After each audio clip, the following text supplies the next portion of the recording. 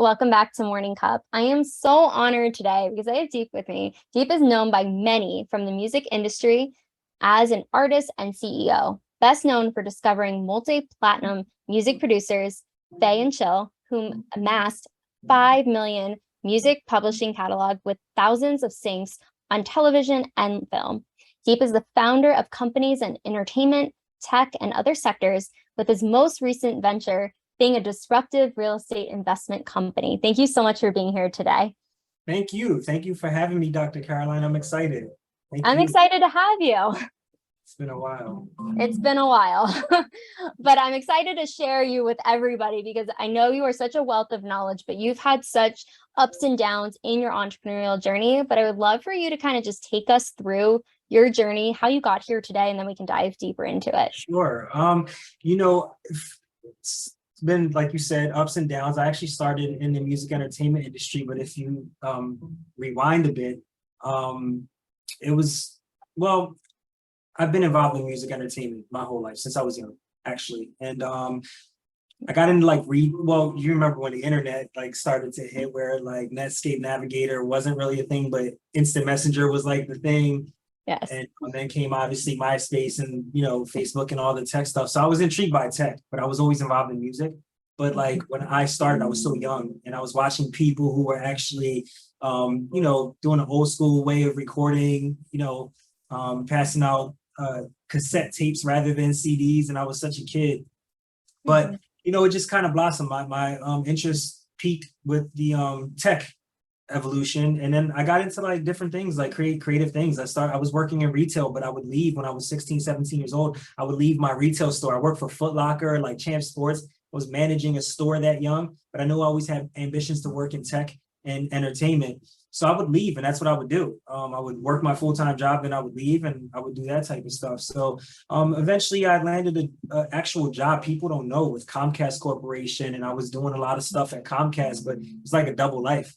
I'd leave Comcast, and then I would, I'd work on tech stuff, and then I would go to the studio over nighttime, throw my artist hat on, be doing live shows and events, and then I'd come in the next day like nothing happened, right? So I had the best of both worlds. I was able to understand product development and operations and HR and how things work, but then it's kind of a conflict because in the industry, you already know, in the industry it was just much more chaotic, and there were really no rules, and no one kind of there was no formula. So I had to kind of figure it out, and that was a hard part for me because what I thought was good business in the industry, it wasn't. What was perceived to be as being good or structured, there is no structure, and it's you're trying to see what sticks and figure it all out. So for me, that's kind of what happened. That started, and then as business blossomed, and I got into the industry. I knew that I wanted to be a byproduct and have brand extension. I knew I would want to get into different fields, different sectors, different industries, and I would use that as a platform. And that's what I did. I love it. Yeah, keep going. So I'm saying, so that's what I did. So now, I'm involved in other things now. Went from the industry into a bunch of other things. I don't want to move too fast. I'll let you do that. But we got into other sectors, other things, and they all work in conjunction. But the majority of it was because of what I learned in corporate and then the music industry as well. I love that you mentioned the double life, because a lot of people assume that it's overnight success, or they just quit their job and focus fully on their business. And that can happen, but not always. And I love that you did tap into that. So what was that like, kind of living that double life? Like you said, it was the best of both worlds. Caroline, how deep can we get here? How deep do you want to go? Listen, it was difficult for me because there were different elements that played a part in what I was doing. So if we want to get raw and be authentic, I was 17 years old when I graduated high school, and I left, and I moved out on my own. And at that time I had, and this is interesting, honestly, I'm sure you would appreciate this. I actually had a troubled childhood. I didn't have much, I didn't have a lot of guidance, and I didn't like authority much. And, I spent some of my youth time facilities, youth detention, actually, I never got in trouble with the law. These were places I was actually sent to. I never had like a criminal background or anything. But I spent some time in youth detention and facilities, boarding schools. I actually attended Valley Forge Military Academy. People don't really know in some schools out the country. So with that being said, there were elements of running around, being young and reckless, especially being involved in the hip hop entertainment industry. There were elements of that, but I knew that I was intelligent enough, capable enough, and just, I don't know, I was just wired this way that I could run not businesses, but like I could work jobs in like Foot Locker and Champs and be a supervisor at the age or manager at the age of 17 and 18 and run my own store. So I took what I learned from there, running around the streets and like the music entertainment when it was like a passion and hobby first. And I took elements of that and I was like, let me apply this to this. So that's where like the creativity, the branding, the marketing, advertisement, day trading, attention came from, because that's elements of entertainment, right? But my point is, it was difficult because when I was in ninth grade, my freshman year, I actually scored for the state in like 5th percentile, like highest in IQ. But I did horrible in school because I didn't like the whole like Gary Vee talks about this a lot as well. I always reference him with these things. I did horrible in school because I had to learn through creativity. I'm hands-on in classroom, 36 people, 30-minute block scheduling. It was horrible for me. Or hour and a half long. Before block scheduling, they were like half-hour periods, right? So for me, I just didn't do well. I didn't want to apply myself, even though I knew I had the potential and the knowledge and the skill set. I just didn't like it. So I say all that to say, for me, school education, I didn't really like too much, but I knew that I could acquire a wealth of knowledge by just learning, doing. So when I would go into Comcast, I would be like, doing things in reference to tech, support, teaching, training, like all this stuff. I would leave, professional corporate hat on, and then I would leave. And it's like glasses, chains, jeans, Tim's, studio music blaring, and performing on stage. And it would be that whole element. It was deep when I was, out, within the industry. And they had no idea. They had no idea. And then I would come back in and it's like praise after praise, train this, lead meetings, this, do that, and the third, because they knew how knowledgeable I was, how experienced I was. Right. So it was difficult, Dr. Caroline. It was super difficult. Then when I got deeper into the music business, I could not differentiate corporate integrity, moral impulse from like not just corporate, but just in the real world and in the streets. And like by the streets, I mean just not in corporate or not, not in the industry, just the real world. And a handshake is a handshake. You look a man in the eyes when you speak, and the whole Warren Buffett, we can do a deal on a handshake, and I will hold you. That's our contract right there, our verbal agreement. And it wasn't like that in the industry. So it was very, very difficult. It turned me off when I learned the business of music and entertainment industry. It completely turned me off because I was so passionate about creating. And then when I started to learn the business and how cutthroat it was, and how your word wasn't your word, and you really get what you negotiate, not what you deserve. And we've experienced that. Like we've had some losses, and we'll talk about that if you want, but we had losses in the industry, millions of dollars that our hands lost, and from people's mistakes or empty promises. So that was a long answer to your question. It was very difficult to switch from like corporate to like entertainment and live that second life. It was tough.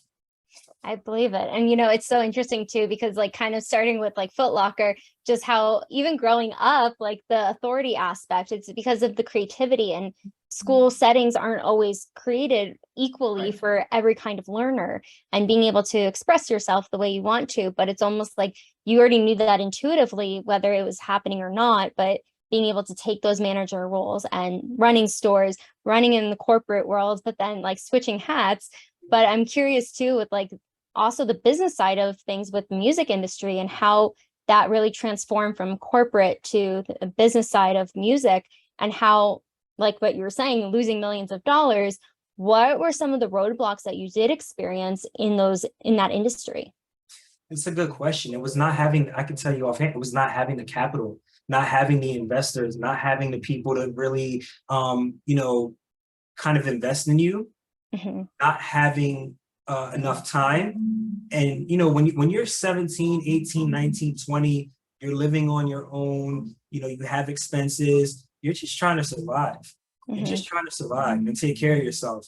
And regardless of how much money you make, a lot of times, like, we don't have the financial literacy that we would acquire later on in life, right? So Yeah. it was kind of really, difficult because when I looked around, being from Philadelphia, being, up north, East Coast, it was we didn't have many people. You go to LA, you see, there's Silicon Valley up top. Mhm. You go down Mhm. in SoCal, and you see people from all over the world.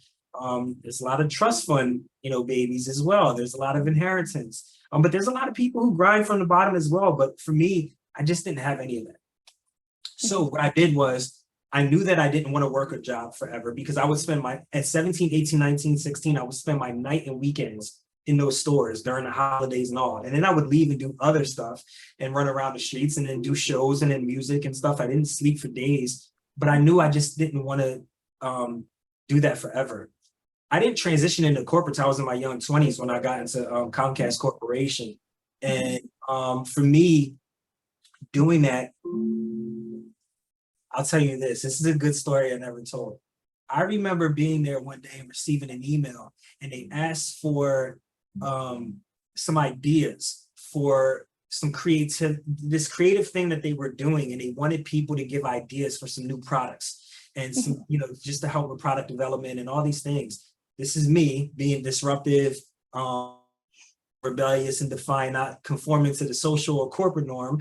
And I wrote an email and responded to the entire floor and said, I just have a quick question. This is me in my like 21, 22. I'm like, listen, I have a question for you. I said, if you're doing this and you want people to kind of participate in this, who maintains the utility pad? Who, the design pads? Like, are we getting royalties if this product is created and things are sold and all? Is there any equity we're receiving? Like, how does this work? And I shouldn't have done that. Well, no, I'm glad I did it. And I'm glad you did too. I should have did it. But what I'm saying is that and this happened to me actually many times in my life. Here was a corporation that would take. I don't I don't want to defame Comcast Corporation just in case of any sponsorships or I won't endorsements. tag them. But what I'm saying is, like, for me, just at that age, being that young, what I will say is that I was not willing to give up, IP for in exchange for nothing at all. I just wasn't. So at that point, I realized I got to get out and do things on my own. So I'm gonna give you exactly what I wanted to do.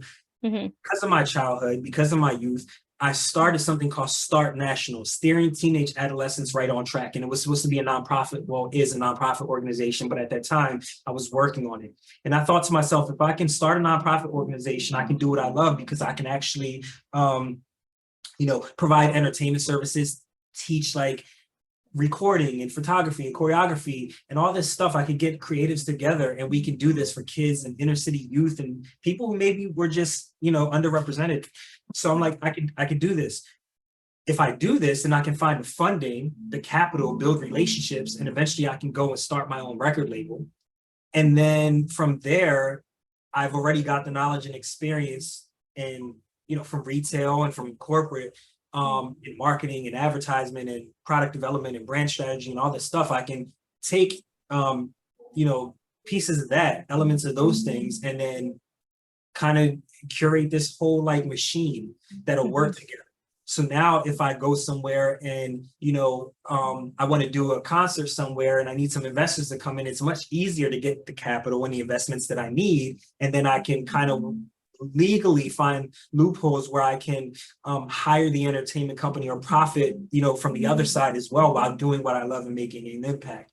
And that's what started. That's how I started. I was like, I have to get out of here. I remember walking in there one day and somebody looked at me. He said, "Why are you here?" I'm like, "What do you mean?" He said, "Why are you here? You shouldn't be here." And I'm like, "Do you understand how much money I'm making in here now and how much you're making when I leave here?" Like, and he said, "No, you're too good for this. You have to leave here. You need to go do something with your life. And he said, everything that you aspire to be, you're going to be that and more. You have to leave this corporation. I was like, I'm gone.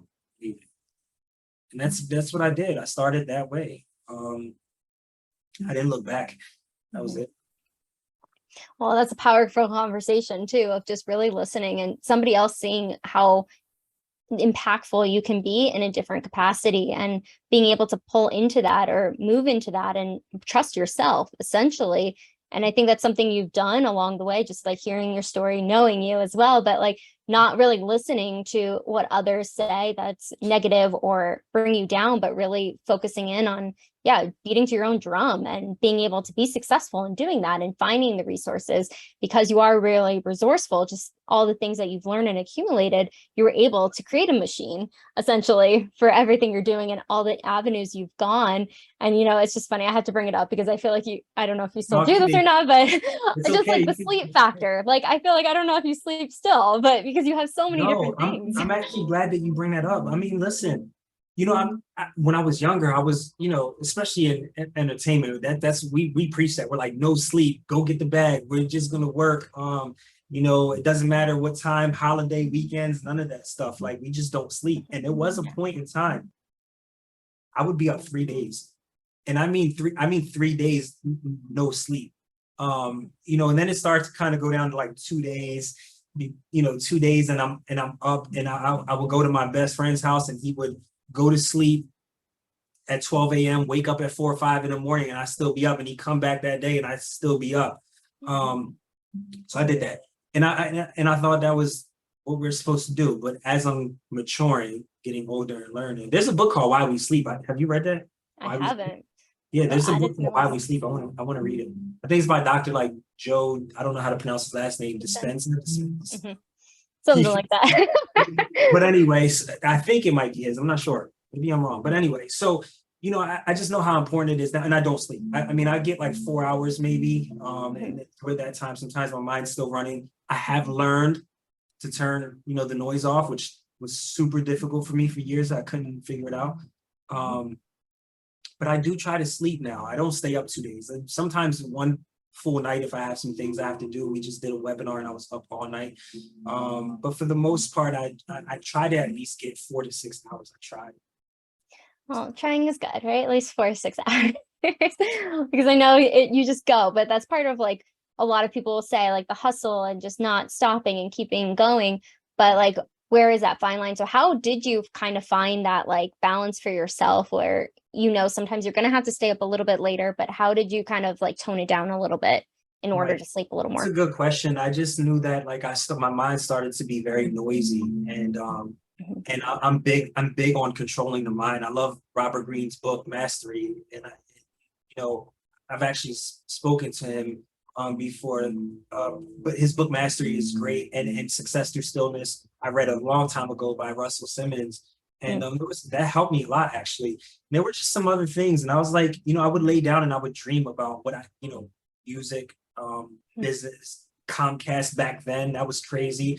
So I would just dream about, I just didn't have peaceful sleep, honestly. And another thing is like, I didn't know how to turn the noise off. My mind works so fast. For like a V12, the gears are just constantly rotating, right? So it's just going and going, and it's so noisy. It actually became painful sometimes, where I would get migraines, or I would wake up. Listen, still to this day, I'd wake up at like 4 in the morning. I go to sleep at like 1, 2, wake up at 4:30, and I would have to take a shower just to kind of ease my mind. But in there, like I'm most creative, as weird as that, us creative shower thoughts. That's why I'm most creative, and I would sit there and think more. And by the time I kind of go to sleep, it'd be 5, but like 6, 7, the sun's coming up and I'm up again. So I just knew it was unhealthy. I started to feel like the health decline. I was like, okay, I'm a healthy person by nature. I mean, the way I eat, dieting, exercise, I implemented meditation, which was extremely helpful. So the meditation, breathing and just sitting in silence, learning how to find, Russell Simmons talked about, I know you appreciate this. He talked about finding the gap between the time that you actually decide to meditate and the time that you do meditate. There's that gap right there. And, understanding that process is what allowed me to kind of like, just I had to, and that was it. I knew things, I wasn't performing well. I was getting really irritated, really, agitated by little things. I was creating more problems than actually resolving things, and I realized I was being busy and not productive, which was Mm-hmm. a big one. Yeah. So, No, there's definitely a differentiation between that. But the reason I really wanted to focus on the sleep aspect too is because a lot of times in the entrepreneurial world, you have so many ideas, the brain goes, and everybody's a little bit different, but it's recognizing too, like your health is most important. So you can do all these things. But I love that you kind of like morphed your lifestyle too a little bit to really incorporate the things that were going to help you and benefit you, and kind of switching gears a little bit, because I know you've had a lot of success with a lot of different clients across so many industries, but I would love for you to share just like maybe one or two client success stories that just really stand out to you, even if it's recent or from a while back, just to kind of give a little clearer picture. So, a question for you: would this be like, or do you want me to pick a specific industry, or is this a specific Whatever sector? pops up in your mind. Well, I mean, there's a few. Like one of my biggest like proud moments and accomplishments has to be my younger brother, actually, because we worked together. And I introduced him to production, music production, when I was in the industry heavy. And mine was a little different because how I ran around being a hip hop artist, being in the streets, and then corporate, and his was a little different. And I was proud that he actually took the production and started just going in and hyper focusing while he was actually in school and playing football and just in a straight line. And for him, I kind of curated relationships along the way and kind of passed that to him and try to be as supportive as possible. And then he took the torch and ran with it and developed his own relationships and his work ethic. And we went on with his production. He went on, multi-platinum selling producer. This is Fayo and Chill, who you were referencing. He's my little brother. And one of my producers then. He's going on with his own career now. But they went on we went on to sell 2 million records. Bryson Tiller, it could be triple platinum by now, on his album. They've worked with, they've had songwriters that work with Drake, that they've worked with and produced for, and they have records for. Dreezy, Rick Ross, The Game, Raven Justice, Leanne V. There's so many people. We have 3,000 syncs on television and film. So the publishing catalog, as you stated, generated at least 5 million within those 3 years, and I'm so proud of him for that. Aside from that, yeah, I mean, that's got to be like the biggest moment. It's a platinum plaque. Like I worked my whole life for something like that, and I didn't get one, but my brother, who took the music production another level, got a platinum plaque. You know what I mean? And we got a gold one as well. So that's got to be like my most proud moment, because how hard we worked in entertainment. I'll give you another one briefly, quickly, would be the media agency, because you and I discussed So the media agency reaction. Our first client, put it this way, he was a billionaire, and it was cool because we're talking like Los Angeles. He owns some venues. He actually's done millions of dollars in real estate investment transactions and all that stuff. And that kind of like, I want to say, almost happened organically. It wasn't even him who I spoke to. There were some cold emails that went out, got into contact with a venue manager, talked to an executive assistant who I love today, but she was tough then, and got me to him. And listen, he pulled up in a normal car. It wasn't a Lambo. It wasn't a Rolls Royce. You wouldn't even know. And I respected that so much. And the fact that actually was our first client when we were, getting big, and I moved to LA there. It was our first client in LA, I believe. And I think, that paid out like $36,000 for the year to do some email marketing and some advertisement for my agency. And that was big. And we would have kept going if the pandemic. They actually lost the building that they had forever. Prince performed there. Fergie performed there. Wow. Jaden Smith, like a lot of people had performed there. So that was a big moment for us, because we saw what was first like a thought, inception, come into fruition. And then here we are in another state, media agencies open, and our first client's a billionaire. I thought that was cool. So I think that's pretty cool too. And I just kind of want to go back and highlight with your brother too, just all the resources of like what you were able to give that foundation, and he ran with it, but being able to work together too, because a lot of times, sometimes when you work with siblings or family, how was that like working together with your brother? good question. No one asked me that before. Honestly, it's difficult. It's difficult. It is. I have to be real. And it's not because it's only difficult because we share a lot of the same ambitions, same desires, all that stuff. It's just that how can I explain this? It's not a bad thing. It's just that brand wise is where we clash. Brand wise, I like certain things, he likes certain things. I like certain colors, certain textures, he likes certain colors, certain textures. We come from two different music eras. I come from the Jay-Z's, the Nas's, the Biggie's, the Pacs, and he comes from the new age trap music, drill music, more melodic, more harmonized. But I was able to evolve with it. Even recording myself then, and then actually playing the executive side, and just still in it, we're there with it. Like, we understand where we have an ear. Like, we know what needs to be, we know what's on charts, we know what the tempo should be in a production and what's competing right now and all that stuff, and little nuances in, engineering and stuff. But my point is, we clash on like the branding side. That's where we clash a lot at. So sometimes, I'm more of like the techie person. I'm the numbers, very analytical. I have to understand how things operate. I'm the visionary. I know what I see, what I like. I can be super creative with that, even if it's designing a sneaker. Like, I know in my head, what is this gonna look like? But I can't draw. You know what I mean? Yeah. But I know. But so with him, it's opposite. Like, with him, he's like hands-on, and he can design and draw and all that stuff. But then when it comes to like the tech side, or like understanding the vision, he'll catch that a little later. And that's okay. Like, it's a beautiful, thing. But for the most part, listen, as far as his music production career is concerned, once he was out in Los Angeles for a while. Once he was there developing his relationships, he took that on his own. That was all him, So at that point, we weren't necessarily working together when it came to business, just more on the creative side, just with ideas. Like, I would bounce ideas off of him, he would bounce them off of me, and we would collab when it came to like ideas and thoughts. But as far as execution was concerned, he did it. He did it. Yeah.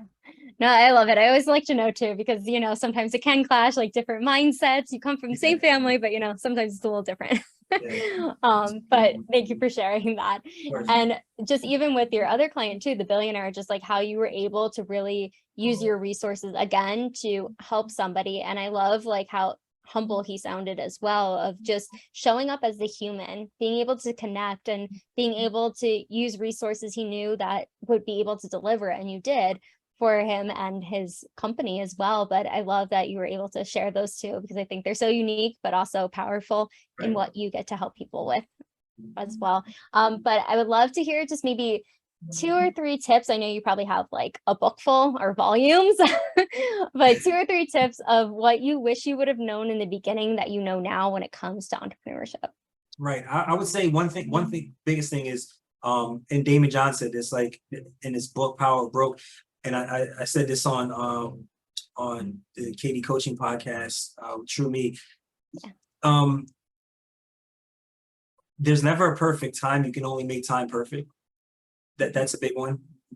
Because for me, being a creative, gotta wait till the production is right and the branding is right and all this stuff, right? And we were too worried about the outside noise and judgment of putting content out there. So that was a big one for me. Another one was a huge one, and I always go by this, is the mind doesn't know how to differentiate between positive and negative thought processes at all. Yes. It doesn't know how to filter or screen them. So it will readily translate what's in your subconscious, what you're feeding your mind, into its physical equivalent. And that was big. I read that in Think and Grow Rich with Napoleon Hill, because he talked about that so much. And that compound effect of thinking negative, or in the industry, or corporate, this is wrong, this isn't going to work, this is bad, this deal is not for me, I can't trust this person. That starts to compound, and it will produce that, and it makes things much more difficult. The other one is being fearless. I'm fearless. I'm fearless. I don't care about a no. I don't care about rejection. Do you see me? I don't care about rejection or no. I just don't. Yeah. Fearless. So that's a big one. Now there's a fine line between being fearless and delusional and being reckless. Good point. I don't care. I don't care how, if you're going to say no, I'm going to be persistent. I'm fearless. So those are the 3 tips. Those are great. And then what are you currently working on when it comes to music, tech, everything you got going on? Let's go. Good question. No, I'm joking. So a lot. I'm getting into we want to push the culture forward at all times. We do, and we want ownership, right? So right now, when you look at these platforms, we don't have much ownership, and by we, I'm talking about just music culture, youth culture. We're the ones who are blowing it up. We're the ones who are, putting the eyes and ears and content, deploying it. We're the one building engagement. We're the one building these platforms. We're building these brands, right? We're wearing them. We're being seen with them. We're shouting them out. We're eating them. We're drinking them, whatever it is. Yeah. So for me, I just want to continue to push the culture forward and just build our own platform in our own world where we can have equity in it, right? So now, as far as the music entertainment is concerned, we were able to get out of the whole CDs and records and all that into streaming. I was actually working on a mobile app at that time called Song Effects. Transitioning from being an artist to actually being artist, tech entrepreneur, and all that stuff. And that was, again, didn't have capital or investors, right? So Song Effects was what SoundCloud is today with microblogging. And we actually sent it to Silicon Valley. They wanted it, and then they looked at it and they were like, there's no traction, too early. Some people were like, we love the idea, but there's no market for this. And boom, Apple Music hits, boom, SoundCloud hits. And I had that happen to me many times. So my point is, what we're doing in entertainment now is this. We're transitioning out of streaming now. Now we're getting into NFTs, getting into blockchain, right? You love this. So this is what we're doing now. So what I want to do now is kind of like the smart contracts. Why can't we own our own publishing and deal with the networks, television networks, when we want to license on a block? Why can't we do that on a blockchain? Why does a person who is extremely talented have to go find a record deal or publisher, get in this insane publishing deal, whatever? Or why can't we license the music through a smart contract on a blockchain, to a network? So we want to do that. NFTs, building, virtual concerts. Put on your goggles. Why don't you and the label do a record deal here? I don't have to fly to wherever to see. Or if I want to perform in, if I want our artists to perform in England, why fly him? Listen, Snoop did 25 million in a day. You're not doing that. Some people aren't doing that in their entire career, deals that have to be recouped, they're not getting their publishing, they're not getting any royalties. It's known that, I don't want to mention a name, but some digital aggregators are, sending $400 million out to pay artists, and it's going directly to the major labels and not to the artists at all. It's supposed to, right? So, why aren't artists receiving their royalties, right? So a lot of this stuff is going on right now, but why can't we control our own? Why can't we use the blockchain? Why can't we do a lot of virtual concerts? And what if you wore a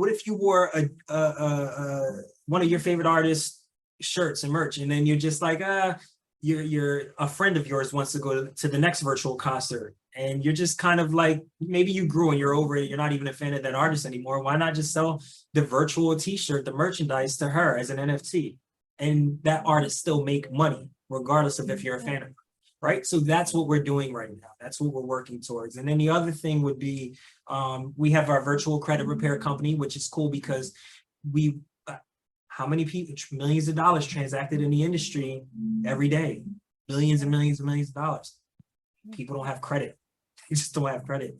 Right. It's horrible. So we did that so that we can educate. Jay-Z just did a Kevin Hart interview, and he talked about it. Why not take what we're doing now, execute, curate this platform, And then now people who are 20 and 30 can get it, not at 40, 50, 60, you know, and just shave years off the learning curve. We're creating it and we're giving it to you. We're giving you the knowledge. We're giving you the access, right? And that's why I respect, you know, companies like Rock Nation and I won't mention the other, you know, companies that are doing NFTs like Decentraland and others. But anyway, like that's where we're going with it. I'm strictly looking at tech right now and how we can leverage tech in a lot of these other businesses. I love it. And I think too, it's just like bringing the education piece to it. So people have the knowledge, the tools to be successful, to set themselves up in their career, because you're right. There's a lot of people that fall through the cracks or not getting what they need. Just the little I've heard in the industry, you know, way more than I do. So I'm not even gonna pretend. Yeah. But with that being said, I think it is just important what you're doing. And that's a huge reason why I even wanted you on here as well, because of everything that you've just accomplished, but everything that you have going on too. So people can have more knowledge and can be able to reach out and get the right information and the right tools to be successful. Appreciate you so much. Thank you. Have fun with you here. I'm having a blast, but we're going to jump into the rapid fire questions Sure. if you're ready for them. Yeah. Okay. The first question is, who is your hero? Oh, that's a good one. Listen, I don't have one. And I know that sounds weird, but I don't.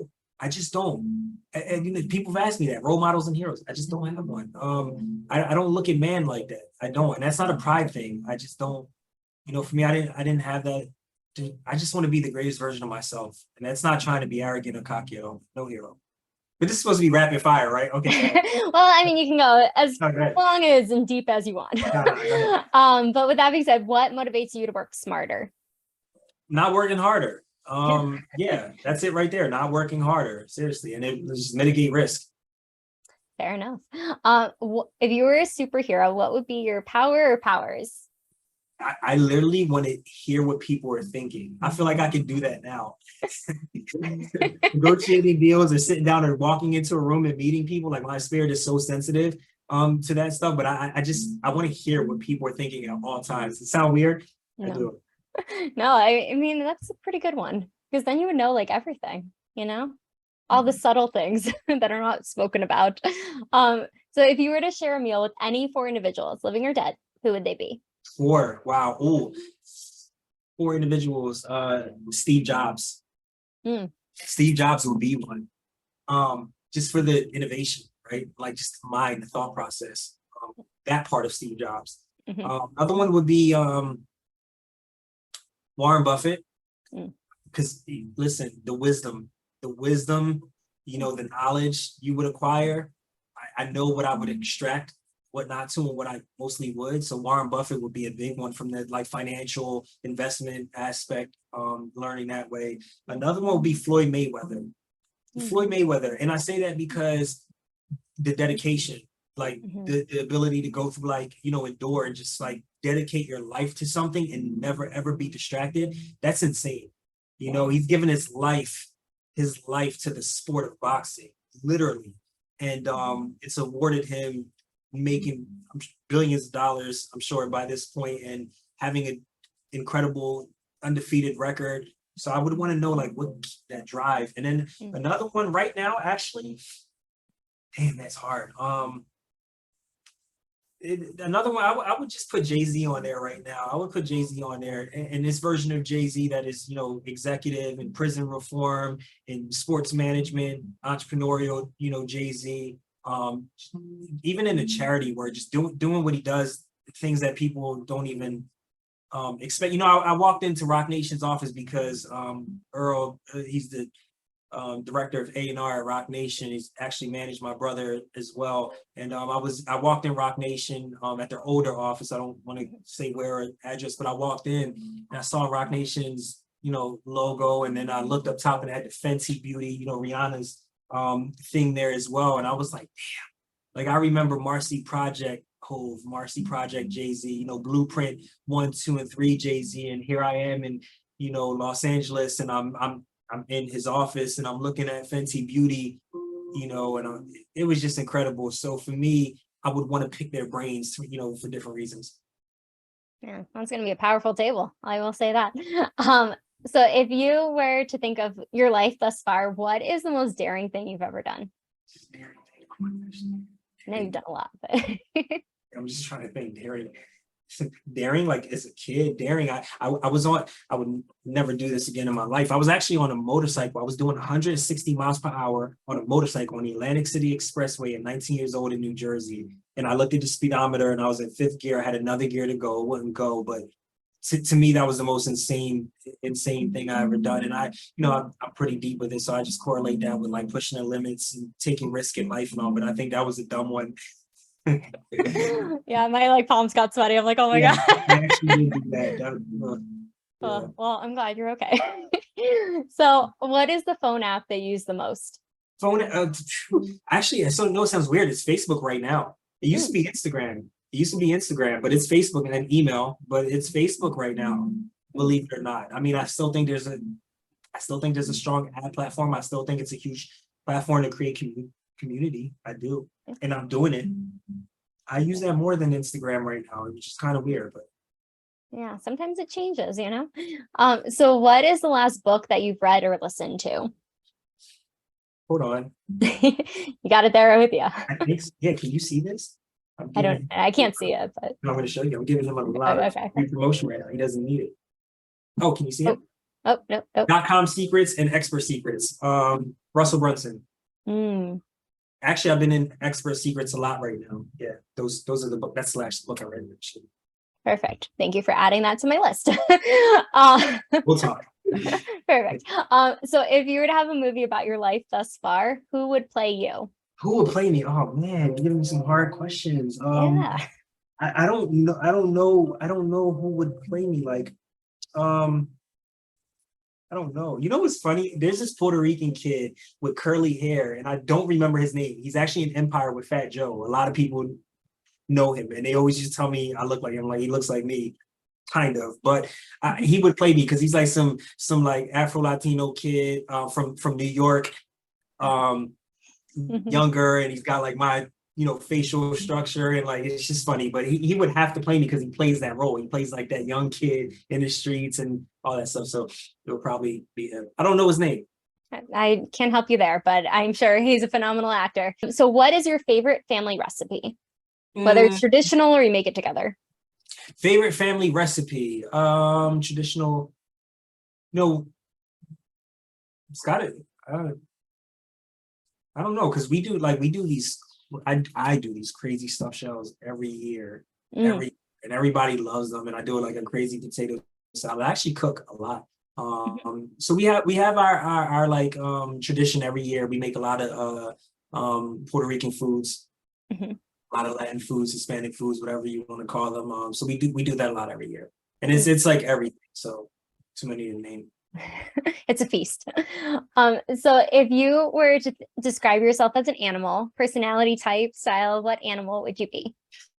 My sign, I'm a Sagittarius, Dr.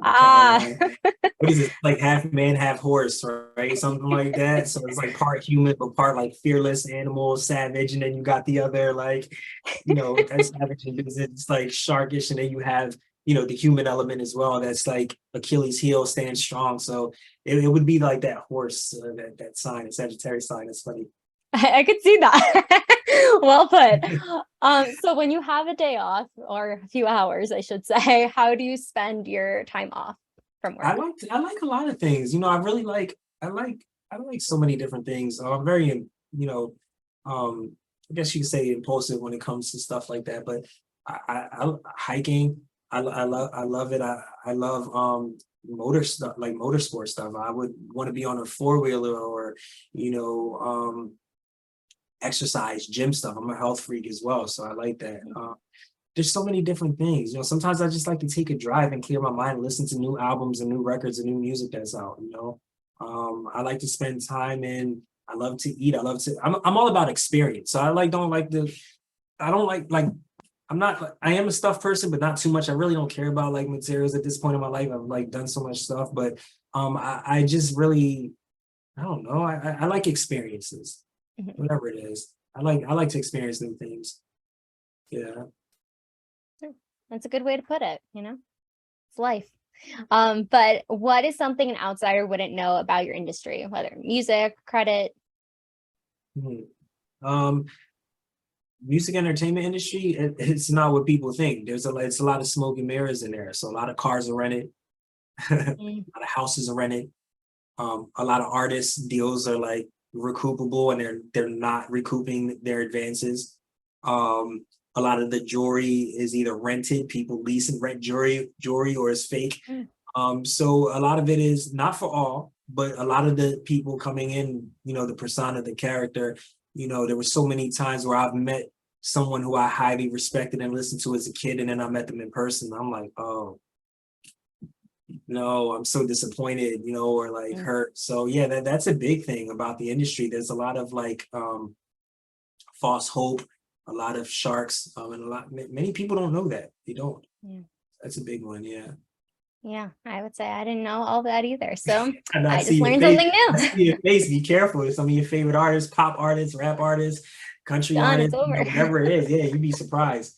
Seriously, I'm sorry, but it's the truth. I appreciate the truth. But thank you so much, Deap, for coming on today and just sharing all your wisdom, all your stories. It's always a pleasure, but I'm just so grateful that you got to share your time and energy with us today. And I know so many people have learned so much from you. But thank you again for coming and spending time with us. Absolutely. Thank you. I wish you much success and abundance of health, wealth, prosperity going forward. And I love watching you grow, just everything. You know, a lot of people, you're tapped in everywhere. You're running Clubhouse on YouTube, Instagram, doing interviews with all type of people. So I'm tapped in, and I'm happy for you as well. So thank you. It's an honor to be with you right now. Thank you. And make sure to like, subscribe, comment below. What was the biggest takeaway from Deap today? I'm sure he would love to see that comment. I know I would too. And we'll see you on the next video.